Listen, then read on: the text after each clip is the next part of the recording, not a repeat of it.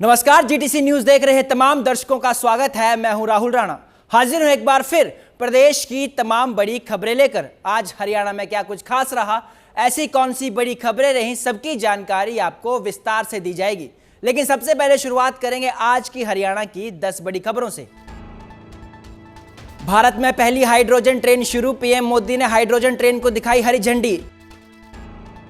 जींद पहुंचने पर पीएम मोदी बोले, आप सभी को मेरी राम राम। पीएम बोले, जींद के लोगों ने मुझे जो प्यार दिया वो मैं कभी भूल नहीं सकता। ये कोई साधारण धरती नहीं, यो धरती इतिहास, वीरता, धर्म और गौरव की धरती से। पीएम मोदी बोले, हाइड्रोजन ट्रेन के मामले में भारत दूसरे देशों से कहीं आगे। 10 कोच वाली हाइड्रोजन ट्रेन चलाकर भारत ने आज दुनिया में गाड़ा अपना झंडा। प्रदेश के मुख्यमंत्री नायब सिंह सैनी बोले, पहले भारत दुनिया से तकनीक मांगता था, अब सभी भारत की तरफ देख रहे। मुख्यमंत्री नायब सिंह सैनी ने प्रधानमंत्री नरेंद्र मोदी का किया धन्यवाद। बोले, पूरे हरियाणा के लिए ऐतिहासिक बन गया आज का दिन। जींद के एकलव्य स्टेडियम के सामने हुड्डा ग्राउंड में आयोजित जनसभा में महिलाओं ने नाच गाकर मनाया जश्न। कार्यक्रम के दौरान लोगों में दिखा उत्साह। पानीपत में साइकिल यात्रा पर निकले शिक्षा मंत्री, हाइड्रोजन ट्रेन पर बोले महिपाल ढांडा। कहा, आज का दिन हरियाणा के लिए गौरव का दिन। पीएम मोदी और सीएम सैनी का जताया आभार। सिंचाई मंत्री श्रुति चौधरी ने कांग्रेस पर बोला हमला। कहा, प्रदेश में 228 करोड़ की योजनाएं हुई पूरी। प्रदेश की 100% ड्रेन हो चुकी है साफ। जनता को बरगला रहा विपक्ष। साइबर सिटी गुरुग्राम में घुसपैठियों पर किया गया बड़ा एक्शन। 13 बांग्लादेशी नागरिक किए गए डिपोर्ट। विदेशी नागरिकों की पहचान के लिए लगातार चलाया जा रहा अभियान। पंचकुला में लाखों की साइबर ठगी का हुआ पर्दाफाश। यूके की महिला बन रिटायर्ड अधिकारी को ठगा। जिम्बाब्वे और नाइजीरिया के 2 नागरिक गिरफ्तार। और हरियाणा के 17 जिलों में गर्मी का येलो अलर्ट। अगले 3 दिन तक सताएगी उमस। भिवानी रहा सबसे गर्म। 20 जुलाई के बाद एक्टिव होगा मॉनसून। और बुलेटिन की शुरुआत करेंगे इस वक्त बड़ी और अहम खबर के साथ। जी हां, देश के प्रधानमंत्री नरेंद्र मोदी आज हरियाणा पहुंचे। इस दौरान उन्होंने प्रदेशवासियों को कई बड़ी सौगातें दी। प्रधानमंत्री नरेंद्र मोदी ने देश की पहली हाइड्रोजन ट्रेन का उद्घाटन किया। उन्होंने हरियाणा के जींद रेलवे स्टेशन से इसे हरी झंडी दिखाकर रवाना किया। जींद सोनीपत रूट पर 89 किलोमीटर की दूरी को यह ट्रेन केवल 2 घंटे में तय करेगी। इस ट्रेन में 10 कोच हैं और यह पूरी तरह से स्वदेशी तकनीक से बनाई गई है। इसके अलावा पीएम मोदी जींद से हरियाणा को 14,700 करोड़ रुपए की विकास परियोजनाओं की सौगात भी दी, जिसमें सड़क, रेल, स्वास्थ्य और शिक्षा क्षेत्र से जुड़ी कई बड़ी परियोजनाएं शामिल रहीं। प्रधानमंत्री ने कहा कि भारत में रेलवे के बिजलीकरण की शुरुआत वर्ष 1925 में हुई थी। यानी 1925 से लेकर 2014 तक करीब 90 वर्षों में देश के रेल नेटवर्क का केवल 30% ही बिजलीकृत हो पाया था, जबकि 70% हिस्सा अब भी डीजल और इंजन पर निर्भर है। उन्होंने कहा कि अगर उसी रफ्तार से काम चलता रहा तो पूरे रेल नेटवर्क का 100% बिजलीकरण होने में करीब 200 वर्ष और लग जाते। लेकिन पिछले 12 वर्षों में स्थिति अब पूरी तरह से बदल चुकी है। अब देश के करीब 99% रेल नेटवर्क का बिजलीकरण पूरा हो चुका है, जिससे रेलवे की डीजल पर निर्भरता काफ़ी कम हो गई है। डीजल का संकट होने के बावजूद भारत में रेल नहीं रुकी, ट्रेन निरंतर चलती रही। इस दौरान प्रधानमंत्री नरेंद्र मोदी ने और क्या कुछ कहा, आप भी सुनिए।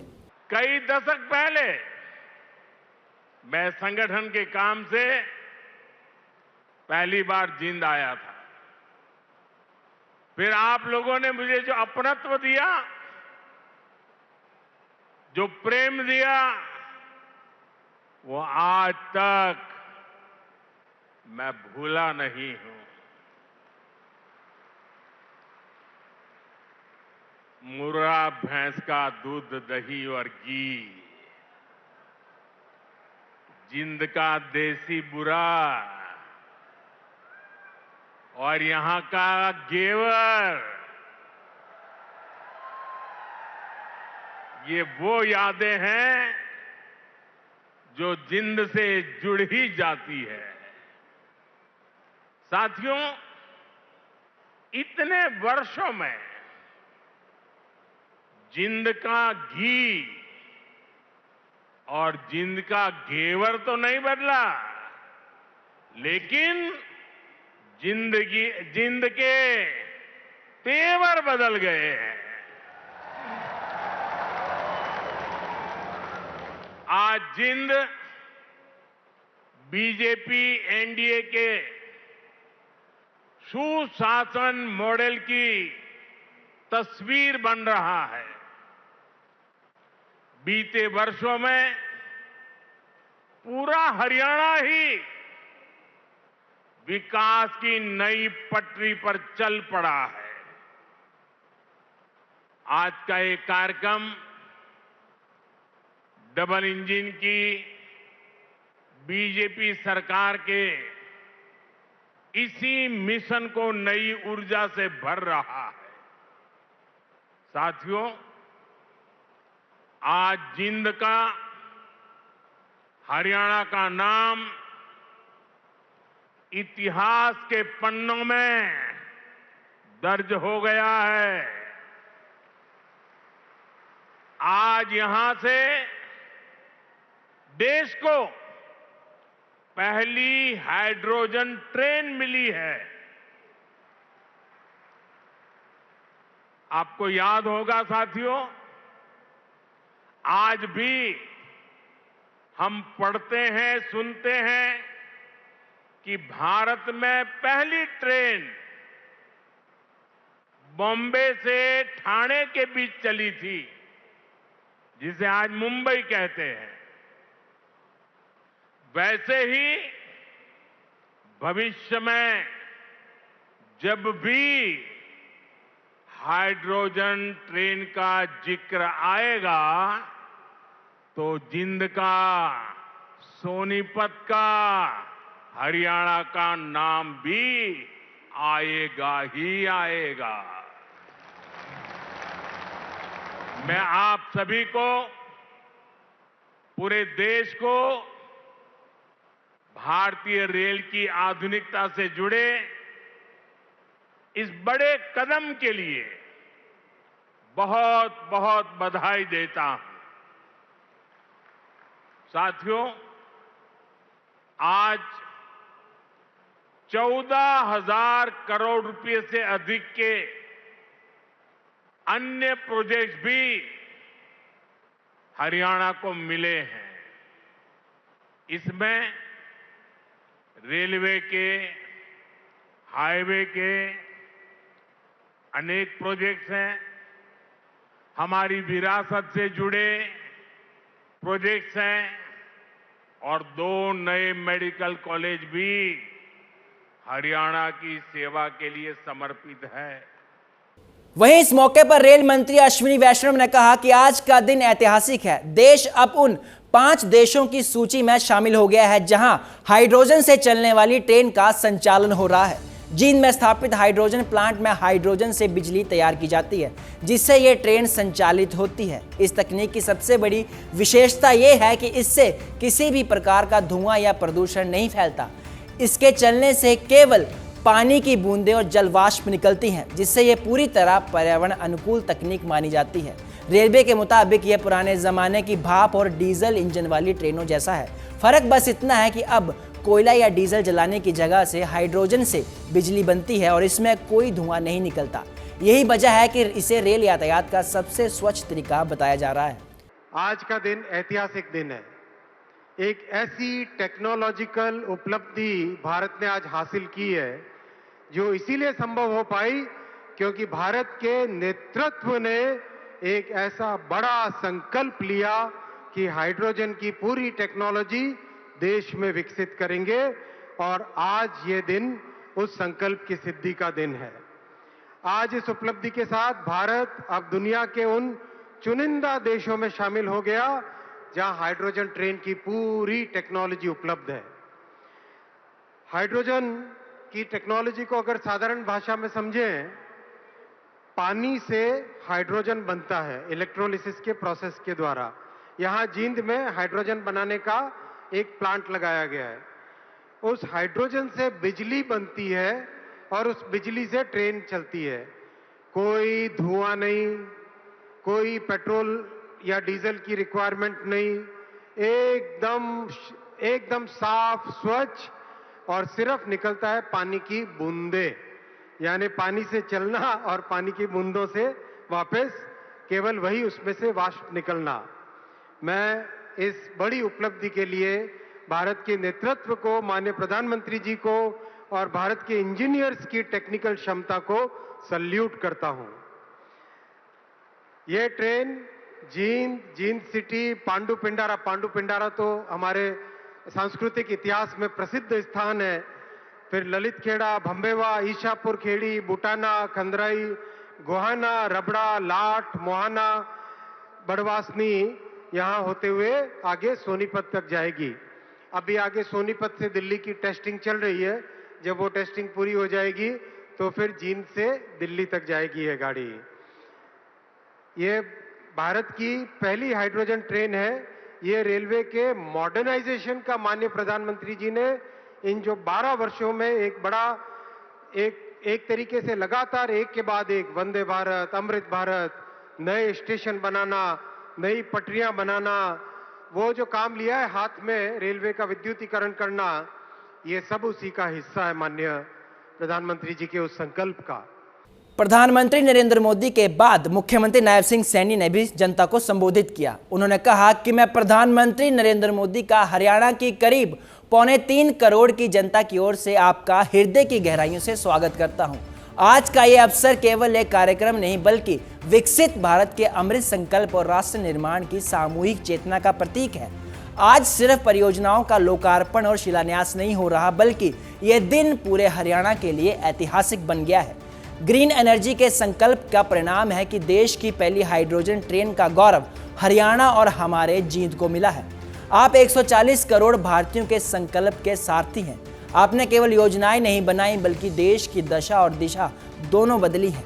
आज भारत संकल्प से सिद्धि की ओर लगातार बढ़ रहा है। पहले भारत दुनिया से तकनीक मांगता था, लेकिन अब दुनिया भारत की तकनीक और नवाचार की ओर देख रही है।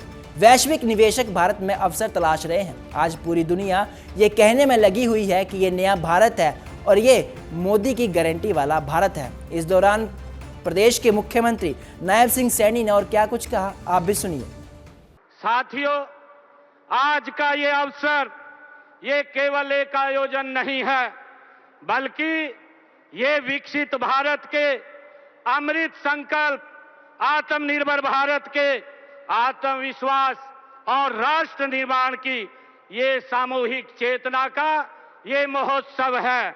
माननीय प्रधानमंत्री जी, आज आपके कर कमलों से केवल परियोजनाओं का लोकार्पण और शिलान्यास नहीं हो रहा, बल्कि विकसित भारत की विकास यात्रा में एक स्वर्णिम अध्याय आज जींद की इस पवित्र भूमि से जुड़ रहा है।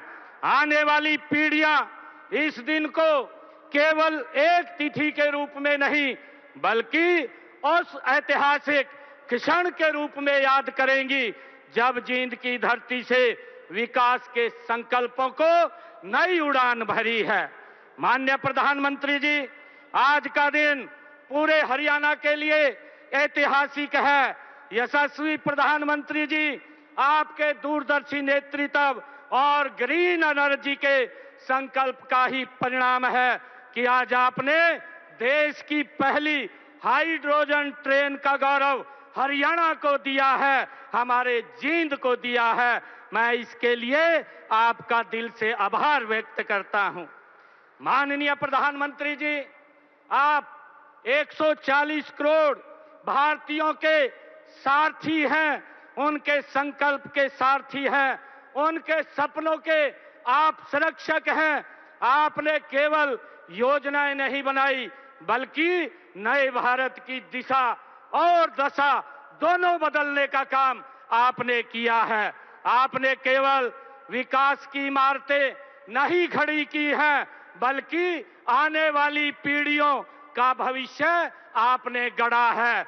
आज दुनिया यह मान चुकी है कि यह मोदी जी का ये नया भारत है। ये केवल सपने देखने वाला राष्ट्र नहीं है, यह संकल्प से सिद्धि प्राप्त करने वाला, ये विश्व का नेतृत्व करने वाला भारत है। माननीय प्रधानमंत्री जी, एक समय था जब दुनिया से भारत तकनीक मांगता था, परंतु आज भारत दुनिया की तकनीक अपनाना चाहता है। साथियों, आज दुनिया भारत की तकनीक को अपनाना चाहती है। माननीय प्रधानमंत्री जी, एक समय था जब भारत अवसर खोजता था, आज पूरी दुनिया भारत में अवसर खोज रही है। एक समय था जब दुनिया पूछती थी क्या भारत कर पाएगा, लेकिन आज पूरी दुनिया कह रही है यह नए युग का भारत है, यह आत्मविश्वास से भरा भारत है, यह मोदी की गारंटी वाला भारत है जो केवल करके दिखाने में विश्वास नहीं रखता, बल्कि हर क्षेत्र में नए नए कीर्तिमान स्थापित करके पूरी दुनिया के लिए नए मानक भी तय करता है। पानीपत में हरियाणा के शिक्षा मंत्री महिपाल ढांडा का एक अलग ही अंदाज देखने को मिला। RAPG कॉलेज में आयोजित कार्यक्रम के दौरान मंत्री ने गाड़ी छोड़ साइकिल की सवारी की। उनके साथ पानीपत के SP भूपेंद्र सिंह और DC हरीश कुमार वरिष्ठ भी साइकिल पर नजर आए। यह कार्यक्रम प्रधानमंत्री नरेंद्र मोदी की जींद रैली के मद्देनजर आयोजित किया गया। इस दौरान शिक्षा मंत्री ने कहा कि हरियाणा के लिए आज ये गौरव का क्षण है, क्योंकि देश को हाइड्रोजन ट्रेन जैसी बड़ी सौगात मिली है। उन्होंने कहा कि इतिहास में पहली बार जींद से सोनीपत के बीच हाइड्रोजन ट्रेन का संचालन होगा, जो हरियाणा ही नहीं बल्कि पूरे देश के लिए ऐतिहासिक उपलब्धि साबित होगी। पूरे प्रदेश में माननीय मुख्यमंत्री जी ने ये कहा था कि हम लोग इसको बिल्कुल पर्यावरण को ध्यान में रखते हुए प्रदूषण मुक्त रैली करेंगे। माननीय प्रधानमंत्री जी ने जब इतना बड़ा सपना साकार किया है, हाइड्रोजन ट्रेन बनाई, उसको चलवाना, और जिसमें कुछ भी प्रदूषित ना हो, तो ऐसी सोच के साथ हमारे साइंटिस्टों ने जो इतिहास रचा है, ये वास्तव में दुनिया में एक बड़ा काम हुआ है। और 2047 को ध्यान में रखकर अब सब काम हो रहे हैं। भिवानी के हांसी रोड स्थित अपने आवास पर कैबिनेट मंत्री श्रुति चौधरी और पूर्व राज्यसभा सांसद किरण चौधरी ने पत्रकार वार्ता की। इस दौरान उन्होंने विभिन्न मुद्दों पर चर्चा की। पूर्व राज्यसभा सांसद किरण चौधरी ने कहा कि श्रुति चौधरी ने भिवानी को मेडिकल कॉलेज की सौगात दिलाई थी। वहीं मेडिकल कॉलेज में सुविधाओं की कमी व मेडिकल कॉलेज और अस्पताल के मर्ज करने को लेकर चल रही लगातार चर्चाओं पर भी उन्होंने बयान दिया। उन्होंने कहा कि विपक्ष द्वारा लगातार गलत बयानबाजी कर जनता को बरगलाया जा रहा है। वहीं CMO व मेडिकल कॉलेज डायरेक्टर के बीच चल रहे विवाद पर कहा कि इसको भी वे CM सैनी तक पहुंचाएंगी, ताकि विवाद को जल्द से जल्द निपटाया जा सके। फ्लड वर्क्स में निरंतर बहुत ज़्यादा काम चलते रहते हैं। करोड़ों रुपए की लागत से हमेशा हर साल हम फ्लड वर्क्स में भी पैसे को मंजूरी देते हैं। माननीय मुख्यमंत्री जी का मैं धन्यवाद करती हूँ, जिन्होंने स्वयं हमारी जो टेल्स पे, क्योंकि हम टेल्स पर बैठे हुए हैं, कहाँ हथनी कुंड और कहाँ हम लोग, तो आप सोचिए कितना लंबा रास्ता तय करता हुआ पानी यहाँ तक आ रहा है। और उन्होंने ये संज्ञान लेते हुए हमारा तमाम जो हमारी जो खासतौर पे जो टेल्स हैं, बदवाना डिस्ट्रीब्यूटरी जो दादरी के लिए एक लाइफ सपोर्ट सिस्टम है, करीब 20 गांव को वो फीड करती है। वो चौधरी बंसीलाल ने उसको किसी वक्त पे बनाया था। अब उसका नवीनीकरण मेरे कार्यकाल में हम लोग कर रहे हैं। 42 करोड़ रुपए की लागत से उसका काम चल रहा है। गुरुग्राम पुलिस ने अवैध रूप से रह रहे विदेशी नागरिकों के खिलाफ चलाए जा रहे विशेष अभियान के तहत बड़ी कार्रवाई की है। अपराध शाखा सेक्टर 39 की टीम द्वारा पहचान किए गए 13 बांग्लादेशी नागरिकों को निर्धारित कानूनी प्रक्रिया के तहत उनके देश वापस भेजने के लिए गुरुग्राम पुलिस की एस्कॉर्ट टीम नई दिल्ली रेलवे स्टेशन से रवाना हो गई है। दरअसल बीते महीने गुरुग्राम पुलिस ने गुरुग्राम से सभी को पकड़ा था, जिसके बाद सभी को डिपोर्ट के लिए भेज दिया गया।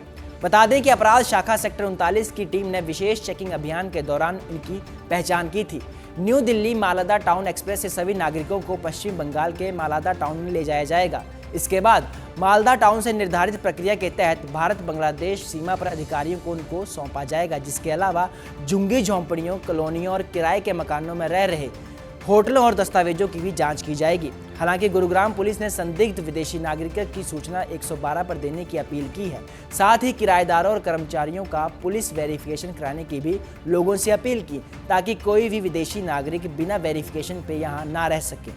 करीब एक महीना पहले जो गुड़गांव पुलिस द्वारा हमारी क्राइम ब्रांच की टीम 39 की टीम ने इन्फॉर्मेशन आई थी कि कुछ बांग्लादेश के व्यक्ति अवैध रूप से भारत में रह रहे हैं और लेबर का काम कर रहे हैं। कई लोग अलग अलग ये लोग काम कर रहे थे। तो इस सूचना पर हमारी जो क्राइम की टीम ने काम किया उस पर, और करीब 1 महीना पहले 13 बांग्लादेशी लोगों को जो कि अवैध रूप से रह रहे थे उनको हमने डिटेन किया।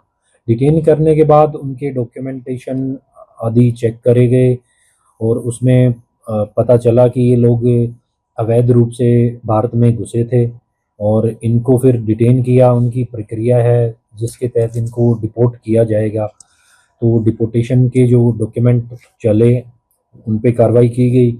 पंचकुला पुलिस ने 13,10,000 रुपए की साइबर ठगी का बड़ा खुलासा करते हुए 2 विदेशी नागरिकों को गिरफ्तार किया है।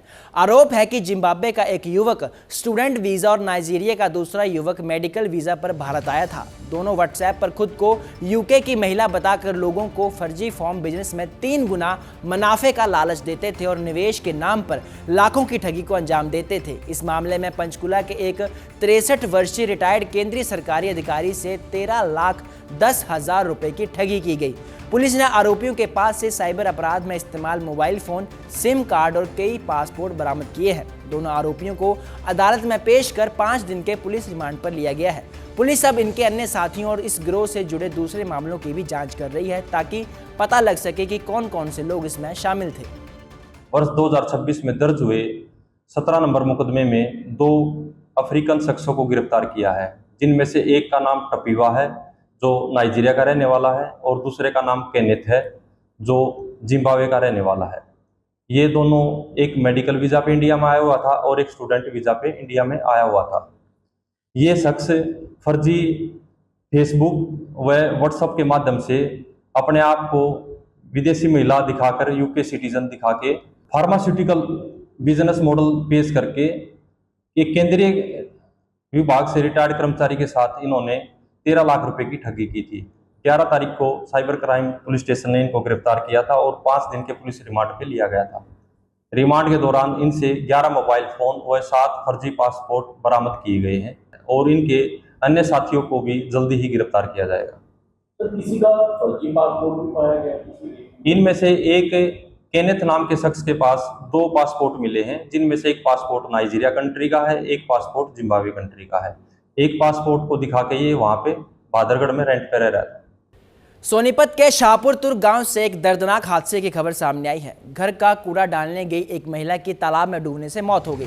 हादसे के बाद ग्रामीणों ने नगर निगम की कार्यप्रणाली पर गंभीर सवाल उठाते हुए आरोप लगाया कि तालाब की सफाई, पानी निकासी और सुरक्षा व्यवस्था को लेकर कई बार प्रशासन से शिकायतें की गई, लेकिन समय रहते कोई भी कार्रवाई नहीं हुई। ग्रामीणों का कहना है कि यदि प्रशासन ने पहले ही उचित कदम उठाए होते तो शायद ये हादसा टाला जा सकता था। फिलहाल पुलिस ने शव को पोस्टमार्टम के लिए भेज दिया है और मामले की जांच शुरू कर दी है। हादसा एक मजबूरी के कारण हुआ है। गांव में जो सफाई वाले हैं निगम की तरफ से उनको भेजा नहीं जा रहा और यहाँ कूड़ा डालने के लिए एक महिला आई थी जो कि भाई कृष्ण की घरवाली थी और उसका पैर फिसल के और कल से वो डूब गई थी। इसमें उसको ढूंढने का प्रयास किए जा रहे थे। आज सुबह जब वो फूल कर खुद ऊपर आई तब उस पर नजर पड़ी, तब पता लगा भाई उसकी यहाँ जोड़ में डूबने से मौत हो गई। पहले भी कोई हादसा हुआ? यहाँ 3-4 गाय पहले भी इस हादसे का शिकार हो चुकी हैं। इस जोड़ में बहुत खराब पानी है, जैसे कि हालात आपके सामने हैं। इसकी शिकायत दी कि विधायक आदमी इसकी शिकायत अधिकारियों को निगम को कई बार इसके बारे में बताया जा चुका है। एमसी के माध्यम से भी कई बार ये बात ऊपर तक पहुंचाई जा चुकी है। निगम प्रशासन इस पर कोई ध्यान नहीं दे रहा। इस जोड़ की सफाई का कोई कार्य नहीं किया जा रहा। पीछे भी एमसी जो रहे थे उनको भी बार बार ये बात कही जा रही थी, लेकिन किसी का कोई ध्यान नहीं है। और आज निगम की लापरवाही के कारण एक जिंदगी ली गई, छोटे छोटे बच्चे बिना माँ के हो गए। यमुनानगर के छछरौली से एक बेहद दुखद खबर सामने आई है। गवर्नमेंट मॉडल संस्कृति सीनियर सेकेंडरी स्कूल में 10वीं कक्षा के 14 वर्षीय छात्र कमलजीत का शव स्कूल की पुरानी बिल्डिंग में फंदे से लटका मिला। शुरुआती जानकारी के मुताबिक छात्र अपने माता पिता के बीच चल रहे तलाक के मामले को लेकर मानसिक रूप से परेशान बताया जा रहा है। छुट्टी के बाद जब वह घर नहीं पहुंचा तो परिजनों ने स्कूल में उसकी तलाश की, जहां पहले उसकी साइकिल और फिर पुरानी बिल्डिंग में उसका शव मिला। सूचना मिलते ही पुलिस मौके पर पहुंची और शव को पोस्टमार्टम के लिए भेजा। बाद में परिजनों को सौंप दिया गया। फिलहाल पुलिस अब सभी पहलुओं को ध्यान में रखते हुए मामले की जांच कर रही है। आज सुबह 9 बजे हमारे पास सूचना मिली थी अपना ये मॉडल स्कूल है छछरौली में, वहाँ पे एक लड़के ने कंपाउंड के अंदर पुरानी बिल्डिंग में सुसाइड किया हुआ है, जो फंदे पर लटका हुआ था। जिस सूचना पर मौका पर पहुंचे, वहाँ पे सीन ऑफ क्राइम टीम को बुलाया गया, वारसान को मौके पर बुलाया गया। वजह क्या बताइए सर? ये आपसी इसके घर में क्लेश रहता है, इसके माँ बाप के दोनों का तलाक से रिलेटेड केस चल रहा है कोर्ट में, उससे भी परेशान रहता था। क्या फंदा वगैरह कहाँ से लिया, क्या कुछ? ये इसके पास परना था अपना, जैसे आजकल गर्मी है उसके लिए, उस परने से इसने फंदा लगाया है। तो पोस्टमार्टम करा के बॉडी वारसान के हवाले कर दी है। आज के लिए इस बुलेटिन में मेरे साथ फिलहाल इतना ही। आप बने रहिए GTC न्यूज़ के साथ, मुझे दीजिए इजाज़त, नमस्कार।